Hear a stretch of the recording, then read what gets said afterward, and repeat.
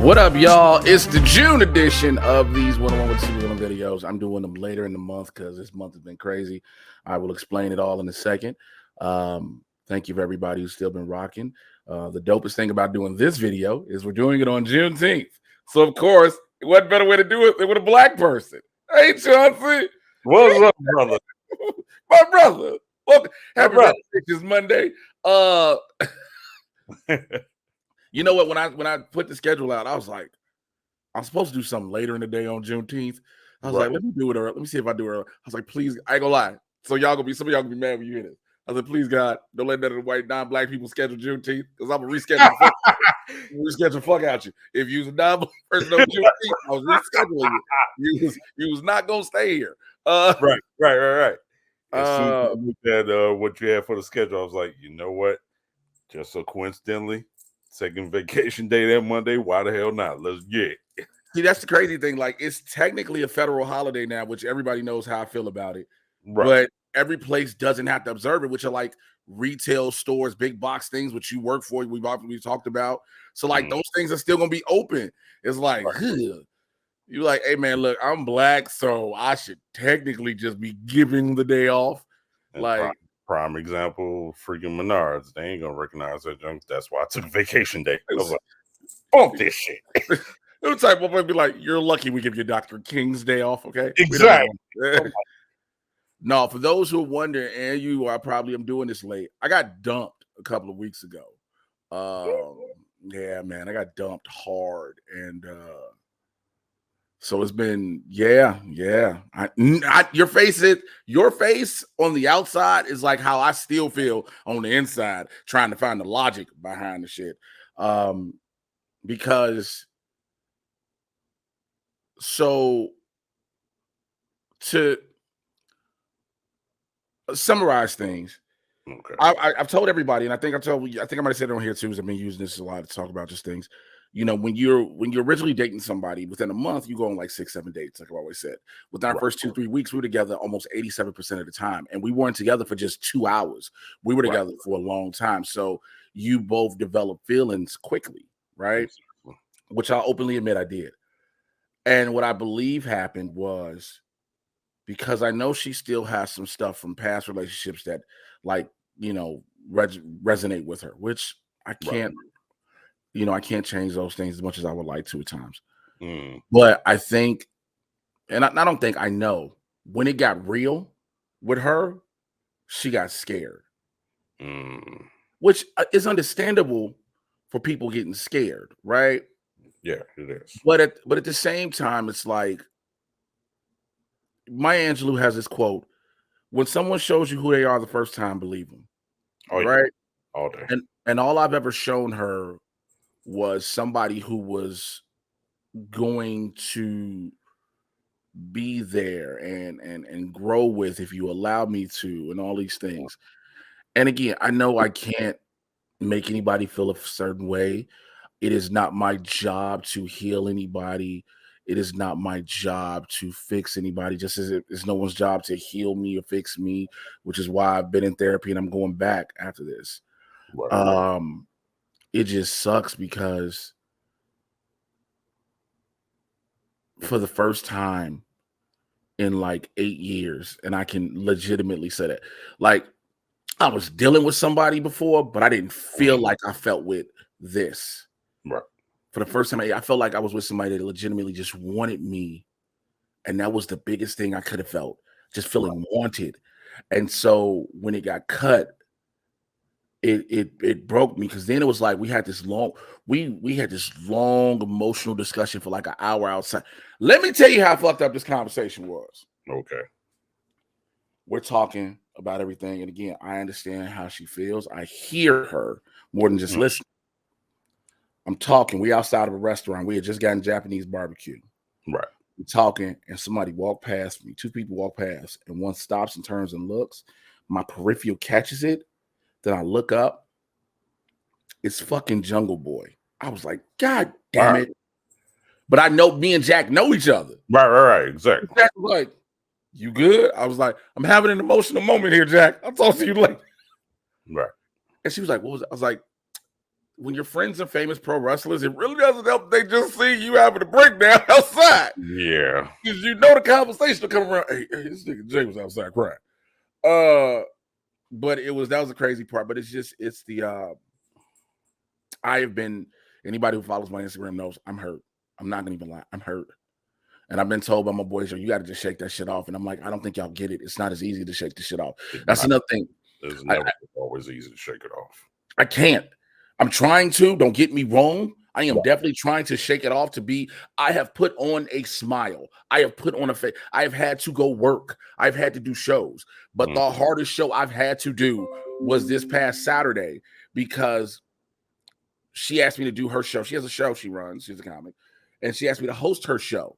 Right. And I told her months ago, cool. After we broke up, she hit me up like that Monday, was like, you don't have to do the show if you don't want to. I understand if you don't.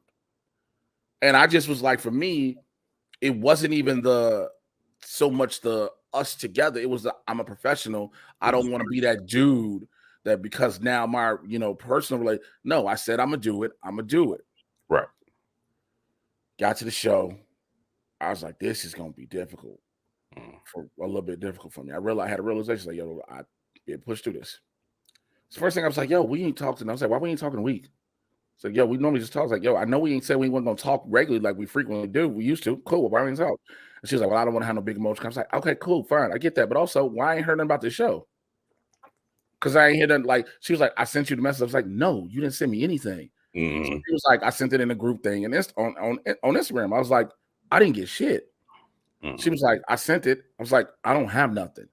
So she did put me in the group thing for it. Okay. I did not get it. I showed her my deal. I was like, I don't have it here. I don't have it in my message request. She's like, that is wild. I was like, yeah, I don't have it. So then she was like, so then yesterday, she was like, I don't appreciate you trying to have an emotional conversation with me like that big. I was like, first of all, I wasn't going to handle it. I said, I asked you a simple question. I wanted a quick, simple answer. Why just we haven't talked? I said, I said, for damn sure if I'm trying to have an emotional conversation, well, I got to host a show.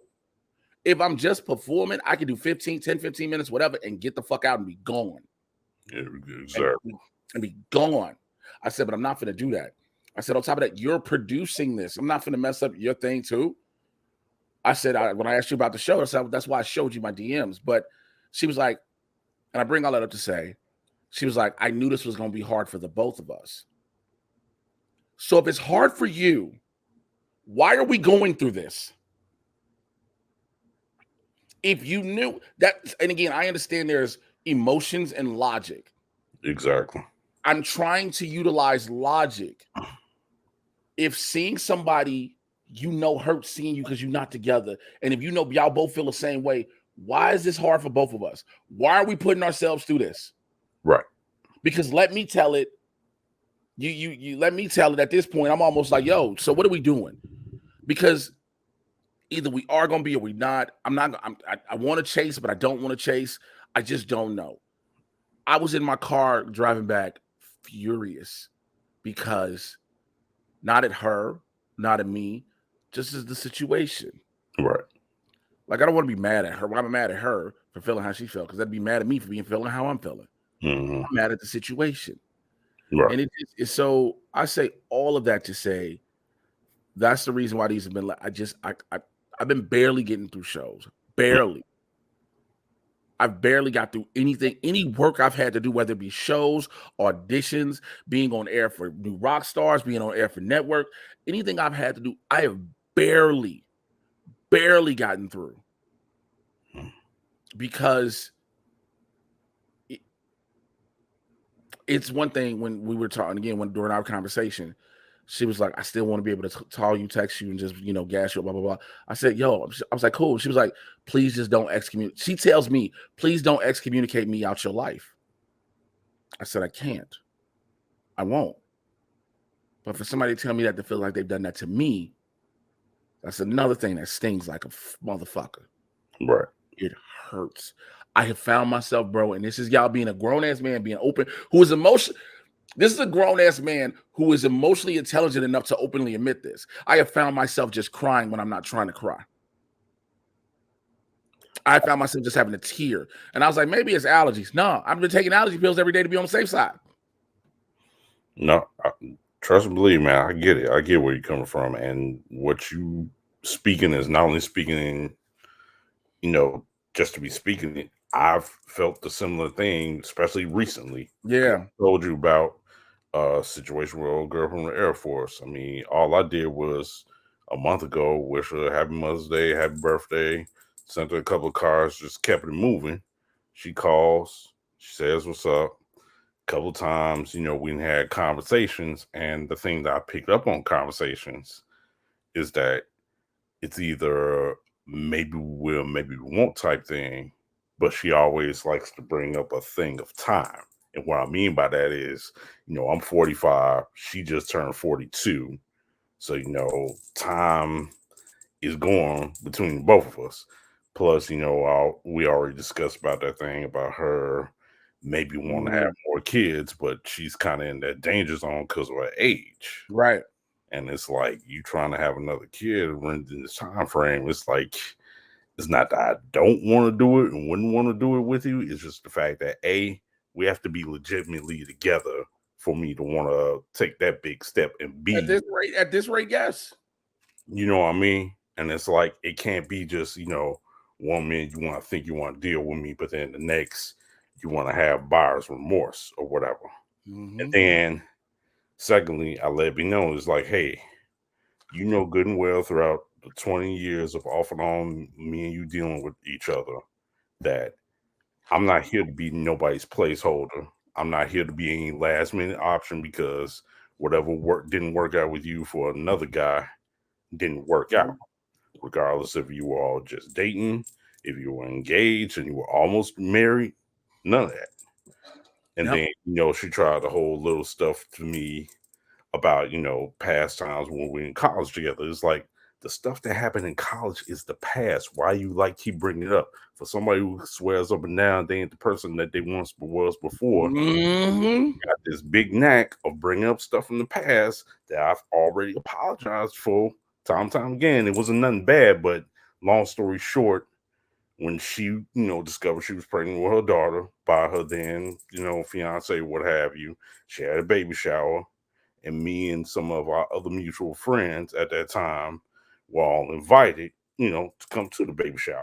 And regardless of, any past feeling emotion, I put it to the side, be like, you know what, I'm come celebrate, show support. At the time, I had, a dusty little messed up Honda Civic, and coincidentally and legitimately, the sucker broke down. The trans went out on that joint. I couldn't do anything about it. Me and my other best friend Dan and a couple other people that was with me, they vouched for me. They was like, no, his car legitimately broke down. It wasn't like he was trying to flake on you. It's like she heard it, but she didn't want to hear it. That type of thing. And every now and then she would keep trying to bring that up to hold it over my head. And it's like, there's a lot of other stuff I could hold over your head too, but A, I'm a bigger man than that, and B, I don't dwell on the past like that. I acknowledge it, but I don't dwell. You, on the other hand, you do. Also, in situations like that, which I've learned with certain things, it took me a long time to really realize this. And it sounds, for some people, they'll roll their eyes at it. Some people will shy away from hearing this. I feel like when situations like that happen, that's God stopping something happen for a reason. Yeah. There's a reason your car, yes, it's an older car, things, it's cool. But at one point, when it comes to going to that, your car's like, nope. There's a reason. Yeah. And so, like with the girl I was talking to, now let me make sure I clarify and put this out. Okay. She told me, she was like, one of the hardest things has been for me to try to give you back the exact same emotion that you have for me. And I don't want you to resent me. I said, I won't resent you. I said, here's the thing. I can't control your emotions. I can only control mine. And I said, I know how I feel. And I'm open with it. That's why I'm cool with it. Because I know how I feel. If I try to, she was like, at one point, she was like, I felt like we're moving things too fast. I'm like, here's the problem with that statement. And I use that quote, problem. Right. The only things we've really done are we go out to eat. We might go out to a bar to drink and just sit and hang and talk for hours. We don't just get drunk. We just sit down and have a drink or two. Right. And we haven't really just done like major things. So what are we pulling back from? Like, what are we pulling back from? Like, I told you, if I'm gonna be with you, no matter what you do, I'm gonna show you how supportive I am. I'm gonna gas you the fuck up. I'm gonna be your biggest cheerleader if nobody else chooses to. Right. That's just me that's who I am in my heart. If I'm with you, I'm with you. I'm not gonna say I'm with you and don't support you and not have your back. I'm not gonna try to gas you up and make you look. I'm not gonna be that dude to like suck it up all the time. But if you need me to lift you up to make you feel better, that's what the fuck I'm gonna do. So she was like, I'm trying to get myself, I'm feeling a certain way about my career and this, that, and the third. I said, okay, cool. I said, I get that. And I'm like, she was like, well, I need to fix that out for me. I said, I get that. I said, but at the same time, do you understand me wanting to be there to be your support system with that? I'm not saying I'm not saying I'm not trying to fix you. I'm not trying to put you together, but I want you to know you ain't got to do the shit on your own. Because if I say how I feel, if I mean how I feel, which I do, then I want to be there with you while you elevate. Because I don't want you to ever think that like nothing you're doing is having any value. Because as somebody who's been there, I know that fucking feeling. I know that feeling. So to tell me all that is like, I understand what you're going through, but understand I still want to be there. Right. I still want to be there. Now, I can't force somebody to be with me. I can't force somebody to make me stay. I always tell people this: I can't Bruce Almighty you because it won't work as it didn't in the movie. Right. The one thing God, which is I really believe Morgan Freeman is really God because he's that old, he's walking earth with us. Right. But the one thing God told Bruce he cannot do is affect free will. You can do whatever you want, but the one thing you cannot change is free will. Exactly. And the one thing he tried to change was making his girl love him again. She couldn't. And I think not only with what you're going through in terms of that, it's kind of a similar thing on my end too. Because it's like I kind of told her to an extent. I was like, I don't know how many times I can tell you how much I care for you or have had feelings for you, stuff like that. If you haven't gotten it then, you probably still don't get it now, which is probably an indication why me and you may not be a thing. And I'm at a point now where it's like, hey, you know what? It is what it is. Regardless if we've recently hung out and talked, regardless if we, went out a couple times and met a couple of my family members recently and stuff like that. And regardless if we've even been intimate with each other, it's like at the end of the day, I've told you how I felt and told you what I'm thinking you. And if none of that fully resonates, then it's like I'm not holding you down on shackles. I ain't got no gun pointed to you. If you feel like you want to go elsewhere with somebody else, just pay me the respect and let me know. Let me know. But also it's like, and again, I know people are like, yo, a lot of people have told me this, and I hear it, I'm listening, but it's hard to accept.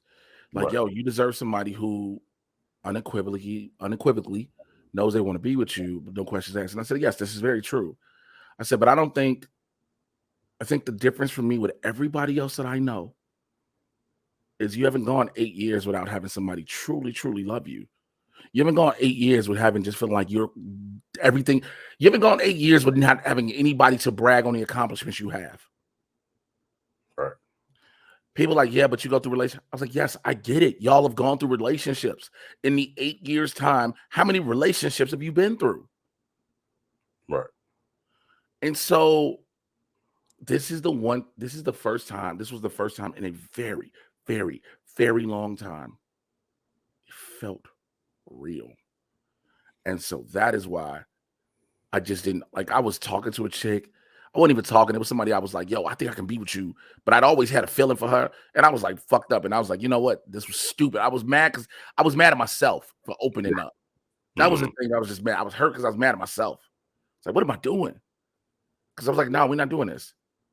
But this is the one time I opened up and I was like, this could be.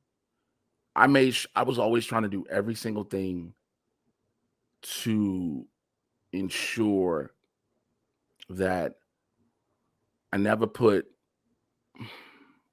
I never wanted to seem like I was trying to be more. I wanted to be more than anything, be more in a relationship than her. If anything, I wanted this relationship to ever be like this on level. And of course, the one of the biggest things I always knew that would never allow it to be would be this I'm Jay Washington thing. Mm-hmm. And because again, she's newer in the game, whatever. Right. And that's fine. And I don't care about that part. You know, Mm-hmm. her other career she has, she's like 5 years younger than me. So like she's been through shit. She understands shit in life. Right. But because of who I am, which again, let me tell it, I don't, let me tell it. I'm just a dude that's blessed and working his ass off. That's who I am. Right. I'm a dude that's blessed and working his ass off. But let her tell it, I'm damn near a celebrity. And in this comedy game, I'm highly respected and all, which I am. But she's like, I don't want anybody to ever think that I'm getting stuff because I'm with you. I said, first of all, I remember she said, I don't want nobody thinking I'm getting stuff because I'm with you. And I'm like, yo, I'm barely getting stuff because I'm me. What the fuck are you talking about? Right. But I also wanted to be like, to an extent, because I understand how much harder the game is for women, especially comedy. I said, to an extent, not saying for, I said, to an extent, though, if I am in a position to get my girl shit and I know she has talent, on top of that, what's wrong with it? Because I told her, I was like, you know me. I said, and I've told you this repeatedly. I said, if you were not funny even, we probably wouldn't even be having a conversation, because there are a bunch of bad bitches out here doing stand-up that ain't funny worth a fuck. Right. There are a bunch of terrible ass dudes out here too.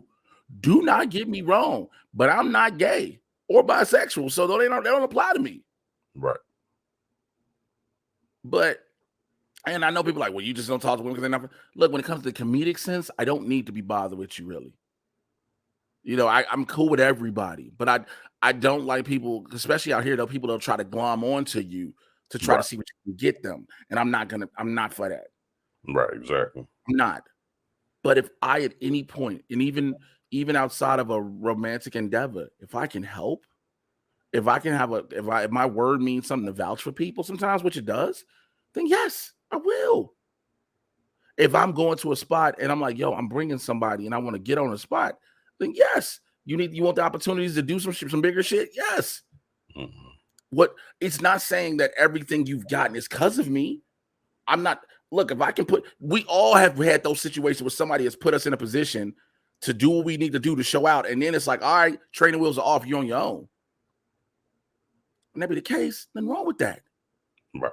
However, outside of the comedy shit, I don't care about that. My thing was, she was like, you don't care about it, but I do. And I was like, I get it. I said, I care because you care. I said, for me, the aesthetic I get what the aesthetic is for you. It's just the viewpoint for me. And I understand it's like, because it's a woman, it's hard. I understand that. I'm never discrediting that. But I also know I see the positive. I try to see the positive more than anything than I do the negatives. And so, a lot of people will be watching this and be like, yo, then yeah, this probably is for the best of you. And in the long run, who knows? But I know as of right fucking now, I'm hurt. Nigga, I had to do a BBC Club yesterday. We do it because we do it live now on Sunday. Right. We do it live on the Hood Cinema channel, and then we just put it, because we always record on Sunday anyway. Right. But we was like, yo, fuck it. We'll just do it live. Since we're going live to tape anyway, stream it while we're doing it live, and then Prim will just edit it and chop it up, and we'll put it up on the fucking site. It was hard the past couple weeks to actually be who I needed to be on that show. People don't get that. It is hard when your life, your personal life, is crushing you. Look, am I happy with my career, where it's going? Yes. Do I want it to do more? Absolutely. Right. Do I hate that there's a strike that's going to shut down Hollywood? Hell yeah. Am I pissed because I know a bunch of actors going to come doing this shit now? You got to be goddamn right. because I've already seen it happening. Right. I watched Sean Kanan get 15 fucking minutes on stage because he's the nigga from Cobra Kai and The Young and the Restless. Oh, wow. Sean Kanan shouldn't be doing no more than 6-7 minutes. I don't give a fuck who he is. He is not a comic. Right, he's not. There's a bunch of people, but my personal life, my kids are happy. My kids are healthy. Mm-hmm. My son just called me this morning. To wake me up for some money. And I was like, all right, here. I didn't even want to argue with it. Nothing. Here, I'll send it. Right. My daughter texts me for money. My daughter calls me, all this shit. They're good. But me, I don't need people be like, you act like you need it. I don't need it. It is the one want I really want. Right.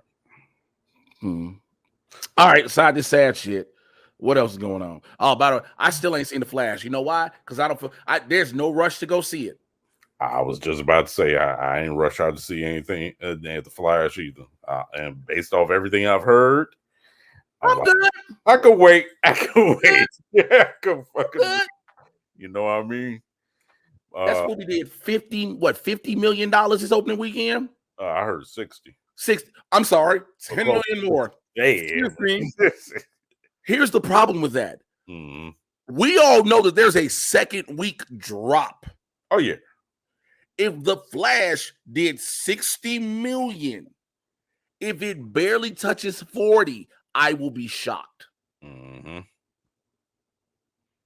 People are only going to see this movie for Michael Keaton. Of course. And I don't know if you and I had this discussion, but the fact when I see people, because somebody tried to comment on some shit I said on Twitter and was like, man, so many other people put so much hard work. Y'all don't give a fuck about that. No, you don't. Because you ain't give a fuck about it before with anything else. Bro, that shit irks my soul when I see people go, but what about all the other people that worked on it? You don't care. You don't. The only people that care about everybody else are the people who know them directly. That really is only any visual effects artist because they work the most. Right. Ain't nobody giving a fuck about a gaffer, a key grip, a best boy, an electrician, an art decorator. Nobody cares. No. Nobody cares. And keep in mind, this movie has been set back like 10, 20 times over. And this movie should have been out like 5-6 years ago. This movie has gone through 3 different directors. 3 different directors. This movie's got to go through rewrites. Yep. Also, I don't care what somebody tried to be like, well, because somebody posted, I forgot who put it on Twitter. They were like, because also when your star can't do the late night, when you can't do late night talk shows, it hurts. And somebody's like, oh, who cares? There's a reason people do late night talk shows for a press run. The damn movie. There's a reason you promote it. And then somebody was like, well, what about Elemental? The same fucking thing. Right. You can't do promo for the movie. And it's really about to suck when this SAG strike comes. Oh, yeah. Because now you finna see what you got off of, and that's Marvel included. Mm-hmm. Because you're finna see what you got off of just trailers. Yep. It's with the Flash, bro. We know what it is. Motherfuckers know I'm not finna support Ezra Miller and people, but it was proven wrong. Where has it been proven wrong? I'd like to know. I would fucking like to know. Where has it been proven wrong? Where is it not legal battle still going on? Right.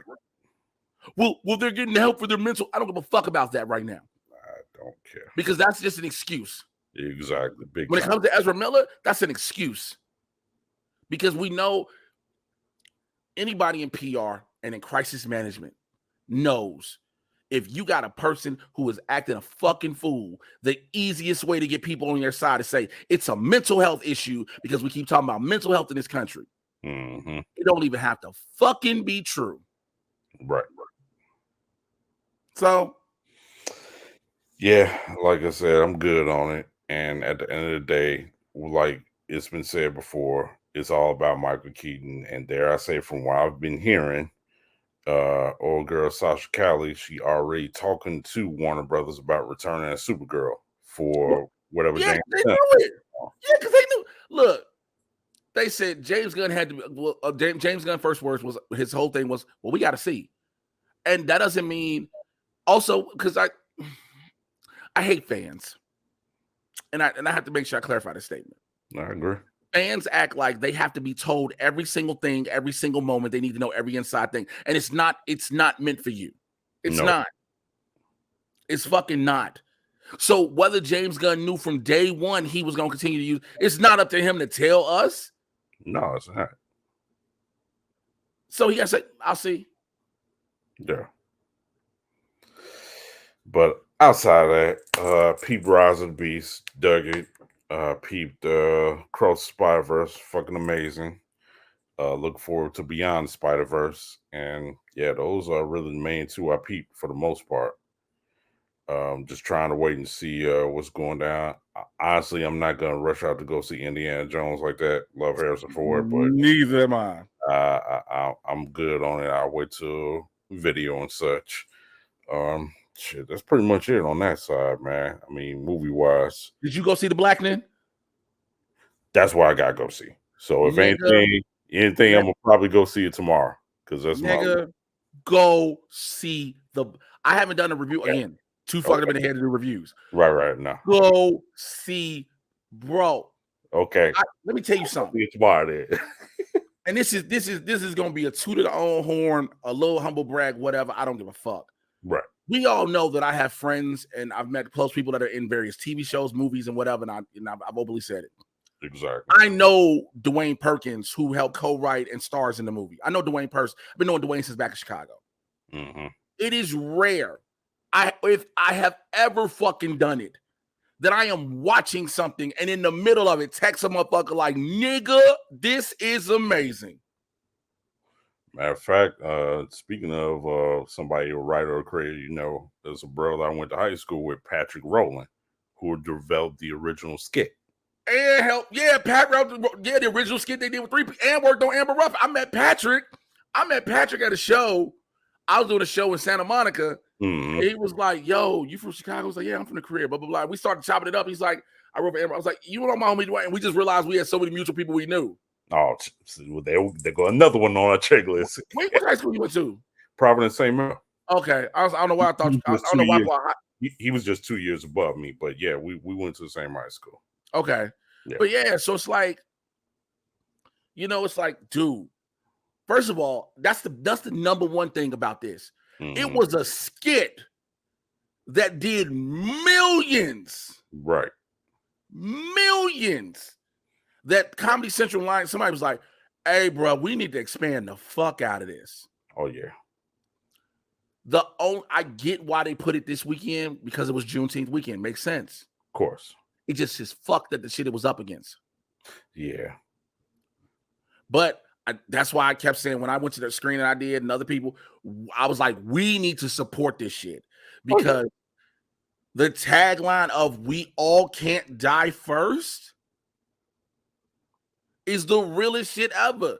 Because even in the trailer, they talk about the tropes that if a black person was in a horror movie, like, bitch, don't you say we gotta split. When she said, I think we need that, it's like, don't you say this shit. I think we need to split up. Oh, bitch, did you really? Really? Oh, man. And so, bruh, they do so many like black trivia games in this shit where it's like it makes you think. And for a second, your black card is empty because you're like, what the fuck? Right. I'm gonna tell you a question that's asked, and I ain't gonna tell you when and how. How many seasons was the dark and vivid Fresh Prince? See? Damn, I gotta think. It was all niggas in my theater where it was like, we was like, niggas started going back for little niggas went to the episode of Lil Nicky's christening it backwards. Niggas was like, okay, Lil Nicky, that's what we think of. We saw light skin and I think that was Lil Nicky when he got christened. And if we go back, how many seasons was that? Niggas, right. I was like, oh shit. But it's things like that.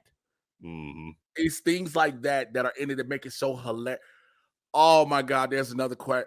Like, I'm not gonna spoil. I can't spoil this movie for you, but because it's so fucking funny.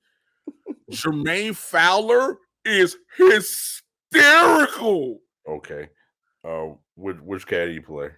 He plays the nerdy dude you'll see with the glasses. Oh, okay. Jermaine Fowler is hilarious. All right. He's the one in the trailer. They were like, "You can't kill me. Why? I voted for Trump."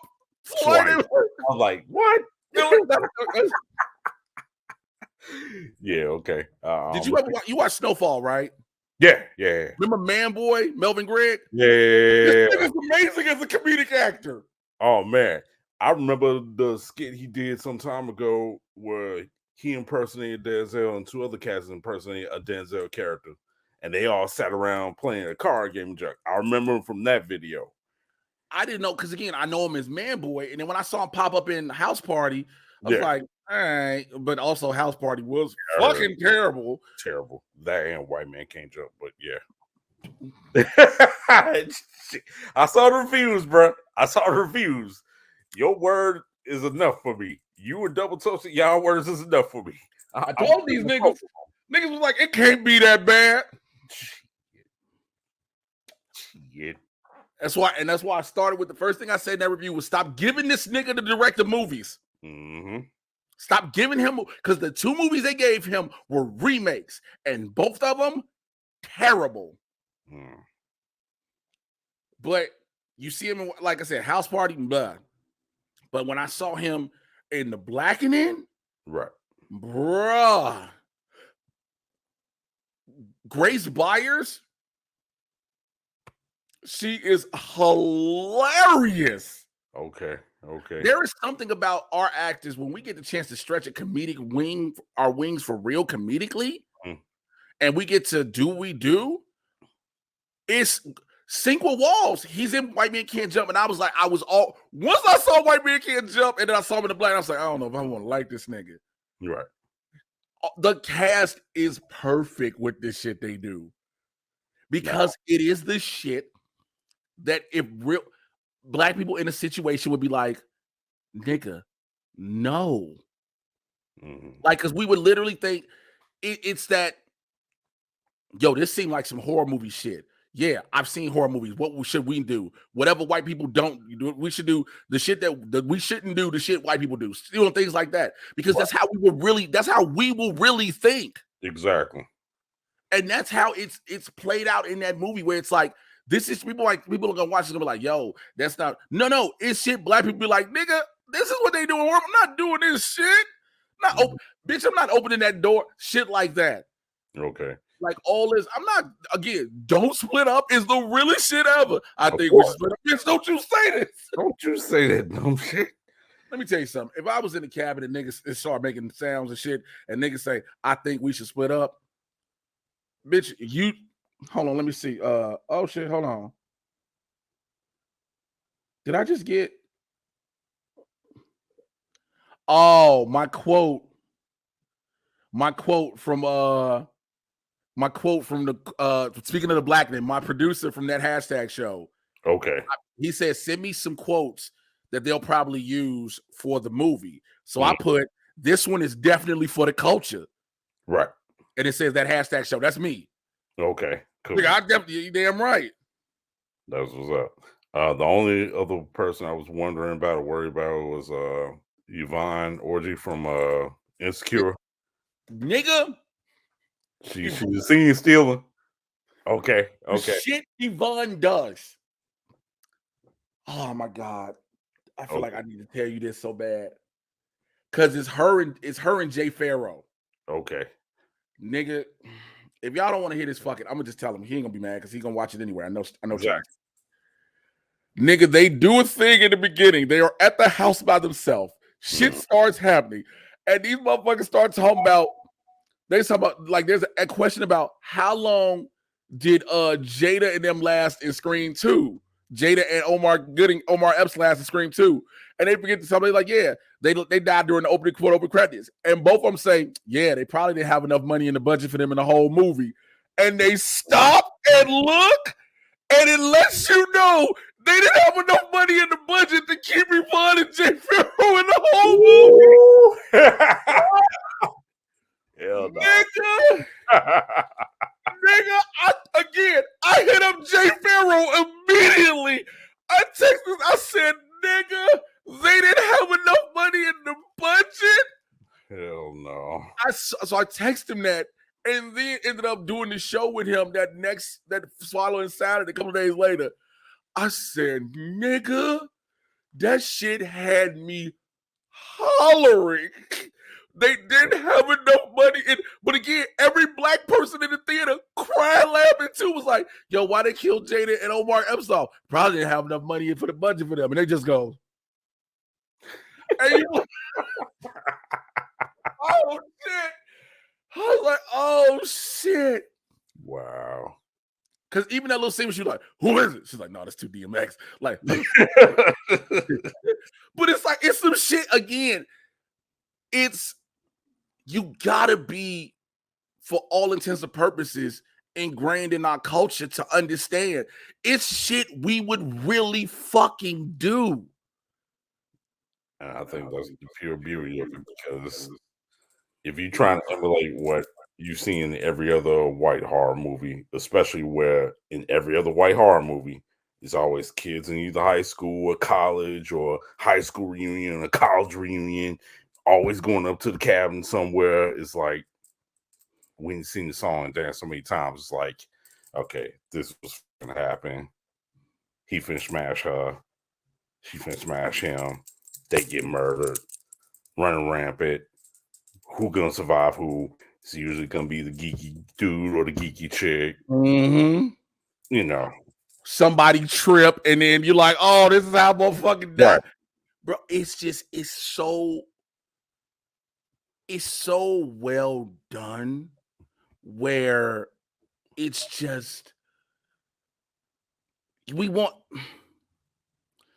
always talk about we want stuff for us, by us. Right.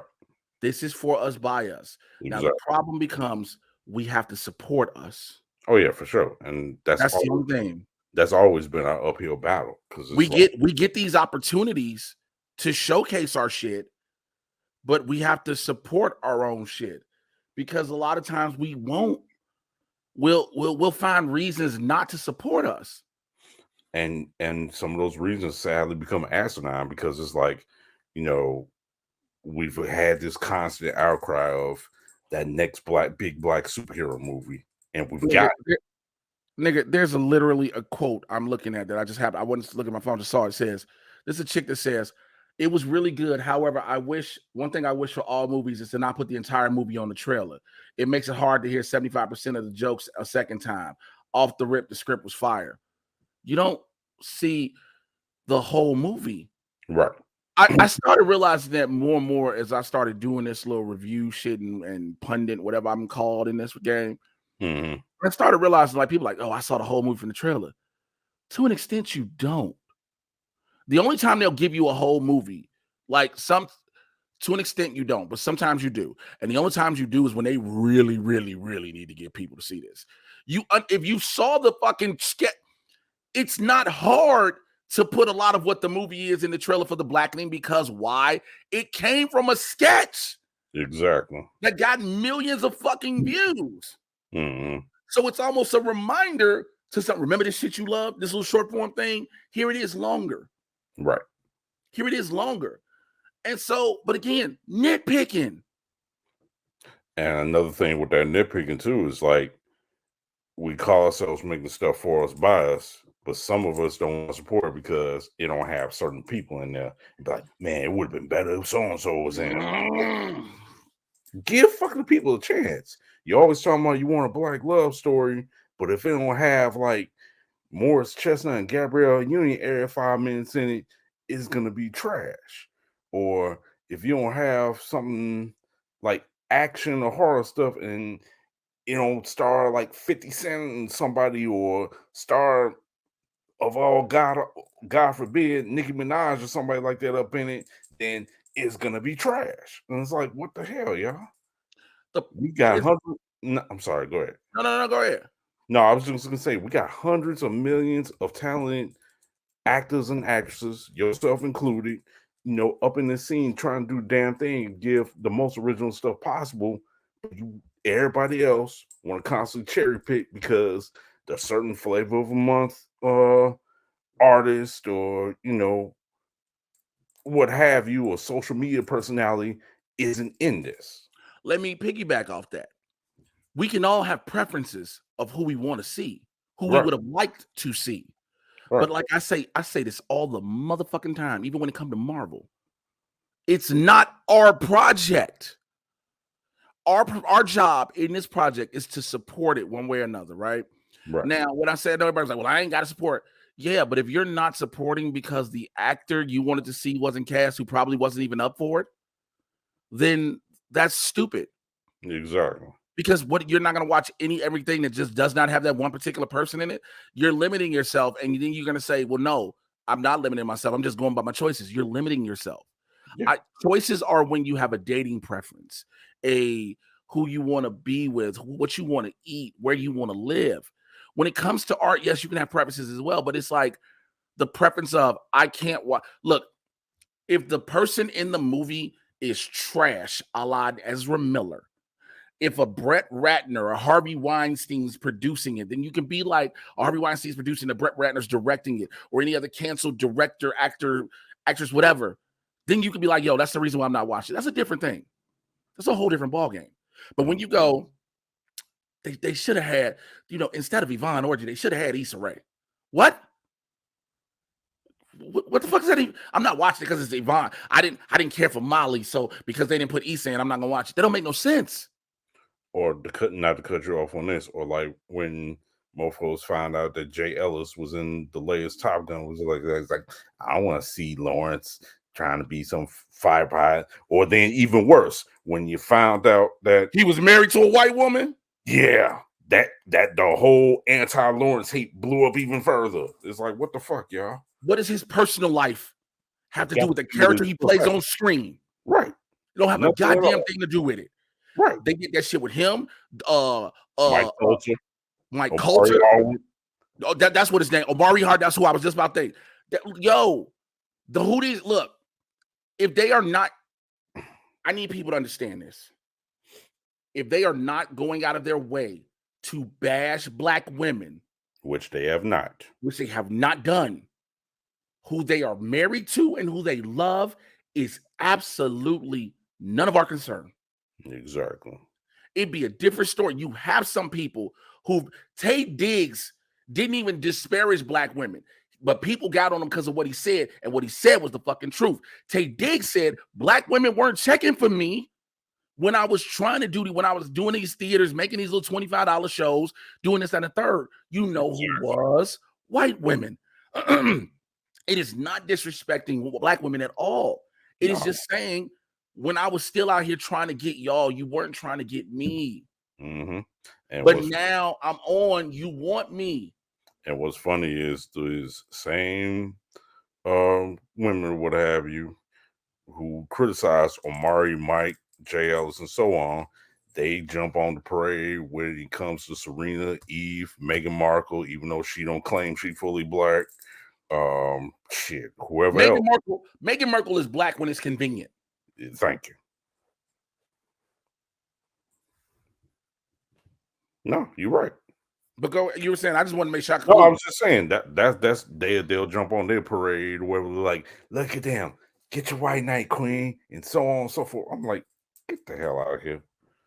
And then some of these same women who want to trip about Omari, Mike, and so on and so forth, or even try to trip about Michael B. Jordan just because they saw him on a pic that had non-black women on a yacht or whatever, and he was just chilling. They'll, parade for Eve and so on, and then they'll also low-key crush on a Chris Evans or Chris Hemsworth or Hugh Jackman, and then with that whole thing about Lizzo, admitting her crush for Chris Evans, they'd be like, go on get him, girl, go on get him. And when she didn't get him, then you heard crickets. And it's like, y'all selective support outrage thing is just ignorant. That's why people look at you sideways. Look, I've said that like this. Because like I said again, if you are not outwardly disparaging, if you're a black woman not outwardly disparaging black men, if you're a black man not outwardly disparaging black women, then what the fuck does it matter? It shouldn't. It shouldn't. It shouldn't. I don't look. Well, what about look? Okay, there are some people who I feel like sometimes I will openly admit I see some people try to be the most pro-black niggas, and they with the whitest of white people, and I'm like, that's for me. For me, sometimes that's when I'm like, all right, bro, can we look? I get you're black, but it's like the level of blackness you go to reminds me of Clarence Williams III and Eve Plum, and I'm gonna get you sucker. Man, remember that scene? Man, my man was out here, the black People's Revolutionary Army, all this shit, People's Revolutionary Army. And this motherfucker was all pro-black, bean soda, bean ice cream, all this shit. And then his wife came in and she was white as the driven snow. Mm-hmm. Again, you have those, but even still, I might feel a certain way. I might, but are you disparaging black women after doing that? Absolutely not. Then I have nothing else to say. Exactly. I have nothing else to say. I might feel my one preference about, like I said, I might hear you be so pro-black, pro-militant, and just like all the top, fight the power, and then all of a sudden here you come out with the white as the driven snow. Then I'm like, I might push back a hot second, but then I'll catch myself because again, like I said, if you are not disparaging black women, then I have nothing else to say. Right. And again, that goes to Jay Ellis. Never motherfuckers was cool. Motherfuckers was cool with just hating Lawrence. Right. And Jay Ellis was still a sex symbol to them. Exactly. Until Jay Ellis came out and showed it. You saw Jay Ellis's wife. Mm-hmm. And it was like, he married to her. How he gonna be acting like he in love with Issa and Mary? Because he's acting. Did the exact same thing with Maya Hart when he was Ghost on Power. They was talking mad trash about him being married to a white woman, calling his wife, talking about look like Marilyn Manson, blah blah blah, woo woo woo. But you was still, when he was getting butt ass naked, banging this and that chick on Power, y'all ain't had shit else to say. Yeah, shit else to say. Again, we all can sit there and see somebody we feel looks a certain way and acts a certain way. We like, yo, I don't think they're aesthetically pleasing to me. They're not attracting me. That's fine. That's whatever. Because I'm not pleasing to everybody, and everybody's not pleasing to me, and nobody's pleasing to everybody. That's fine. Same here. But he loves her. Right. She loves him. Mm-hmm. And at the end of the day, that is all that fucking matters. In the story. And the one more thing to top it off too is like, if when he not only experienced that hate, they was like, I like Tommy better anyway. F Ghost. I'm like, y'all so damn petty. Y'all so now you like the white dude better. Right. Right. Make it make sense. Right. You're mad he's with a white woman because he's a black man. In real life. But now you like the white guy better. Make it make sense. Make it make sense. Don't. Real quick before I get up out of here. The greatest story ever told.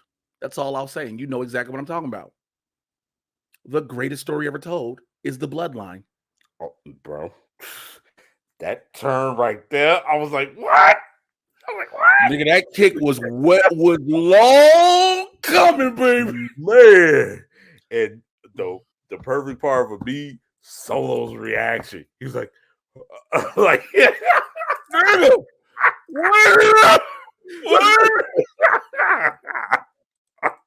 they have the beautiful thing about the whole Bloodline storyline, and no matter what people say, they made 2 stars out of that whole storyline.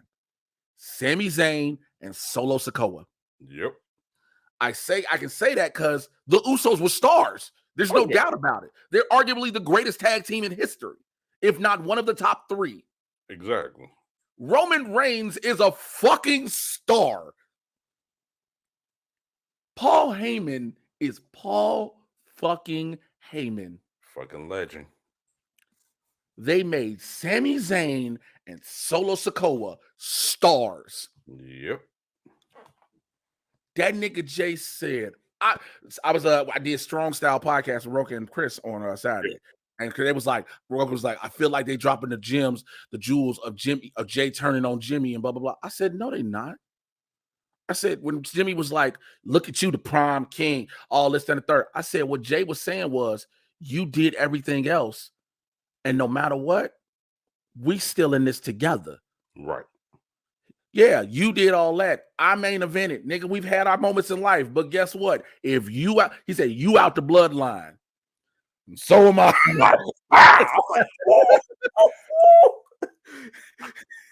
This is, I'm going to pull the curtain back for y'all watching.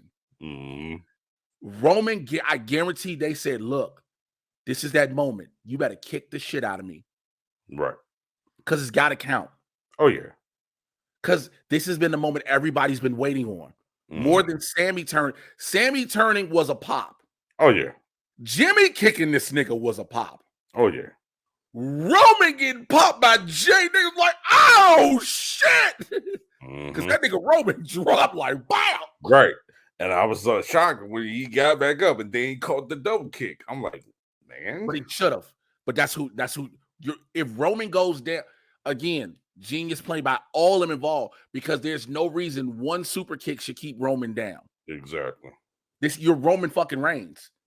You're this dude that has run through everybody with help, but you've run through everybody. Of course. When them niggas look, that nigga Jimmy was like, oh. That nigga got up, niggas dropped back like, excuse me. Right. And then Solo caught that shit, boy. So I'm wondering, and I think he gonna do. I wonder, they finna bring Keisha in. They got to, right? Oh, yeah. Because my sons are fighting now. Mm-hmm. I'll deal with this shit with you, Roman. Yo, we know what you do, blah, blah, blah. This is about my sons. Right. And Rikishi is going to be what makes Solo turn on Roman. I think so, too.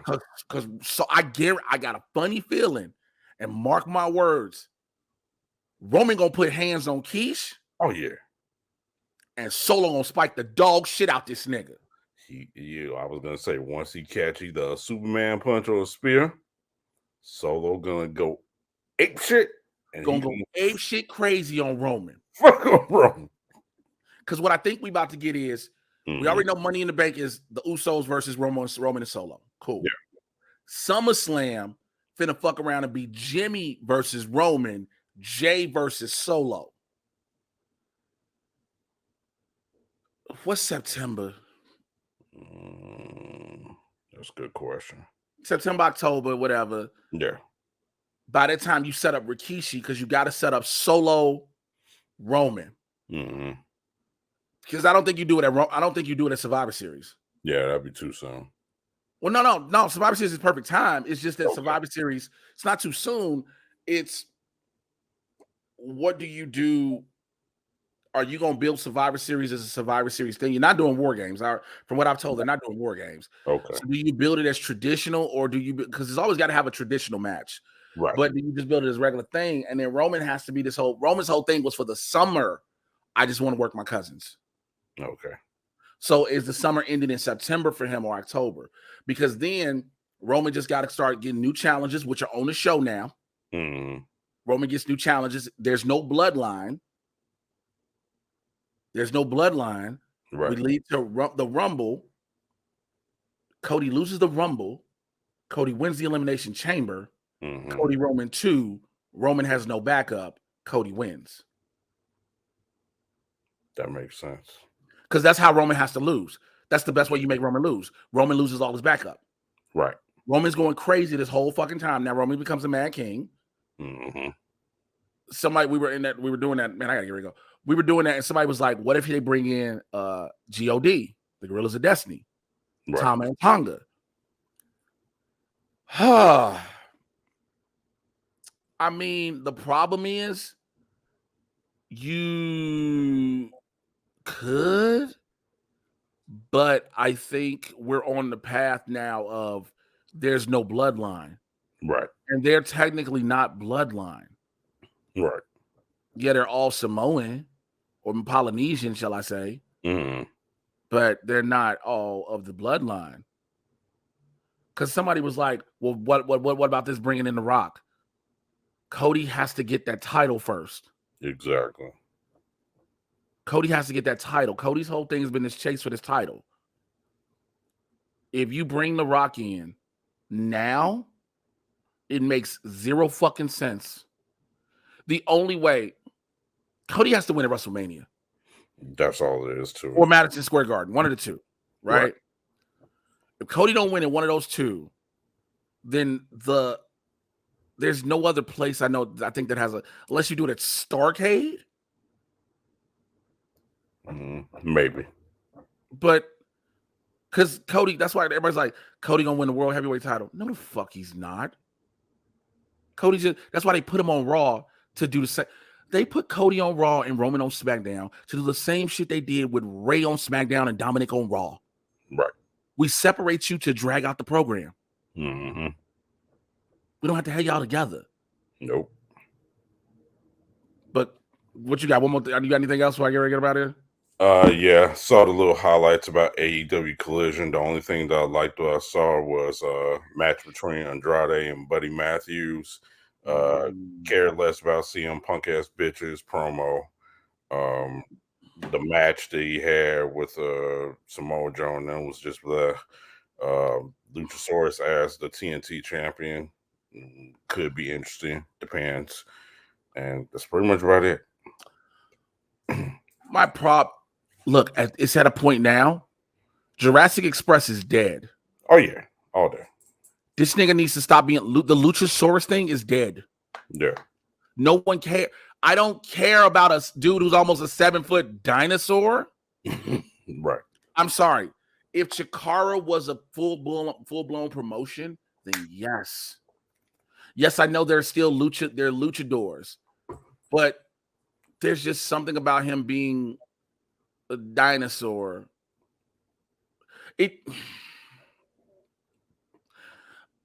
Listen, y'all. I'm tired of this conversation with him later. Right. Tell people how they can find you. Hit me up on Facebook, Chauncey C. Woodson, and you can also hit me up on Instagram, CCW_78, as well as C Prime 78 up there on TikTok. Starting to use that back again, so there you go. Man, I'm starting to try to get my TikTok to pop. Really, I need these videos to go viral so I can at least get 10,000 followers without having to pay for anything. So, Mr. J. Washington, follow me over there. Y'all know everything else. I'll holler at y'all. Don't go nowhere. Stay tuned. I'm out. Bye.